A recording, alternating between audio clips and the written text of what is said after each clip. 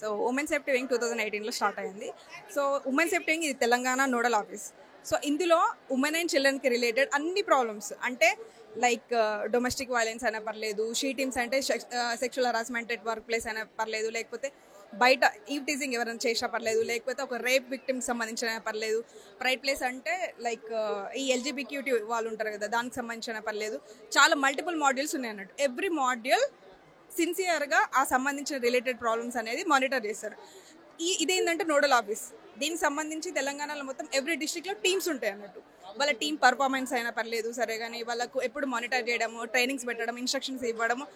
అంటే compare to other స్టేట్స్తో పోలిస్తే తెలంగాణ అనేది ఉమెన్ అండ్ చిల్డ్రన్ సేఫ్టీ గురించి అనేది చాలా పర్టికులర్ ఉంది అన్నట్టు. దానికి సంబంధించి గవర్నమెంట్ కూడా అంతే సపోర్ట్ చేస్తుంది అన్నట్టు. సో మన తెలంగాణ అంటే తెలంగాణ ఉమెన్ సేఫ్టీ వింగ్ని చాలా స్టేట్స్ వాళ్ళు వచ్చి ఇన్స్పైర్ అయ్యి వాళ్ళ స్టేట్లో ఎస్టాబ్లిష్ చేయడానికి ఇదొక రోల్ మోడల్ లాగా అయింది అన్నట్టు. సుప్రీంకోర్టు కూడా భరోసా సెంటర్ సంబంధించింది. ఇలాంటి ఒక భరోసా సెంటర్ని అన్ని స్టేట్స్లలో కూడా ఫామ్ చేయండి అని చెప్పేసి మన కాంప్లిమెంట్స్ ఇచ్చింది అన్నట్టు. వేరే ఏ స్టేట్ కూడా ఇంతగానం చేయట్లేదు. సో మనకు సంబంధించి చారుసింహ మేడం, ఏడీజీపీ మేడం, మరి తెలంగాణ గవర్నమెంట్ కూడా అంతే సహకరిస్తున్నారు. అంటే మేడం ఈ యాంటీ నార్కోటిక్ బ్యూరోకి సంబంధించి వారోత్సవాలు ఎన్ని రోజులు ఉండబోతున్నాయి, అంటే ఎక్కడెక్కడ నిర్వహించబోతున్నాయి? It's around 5 days programme, 6 days programme.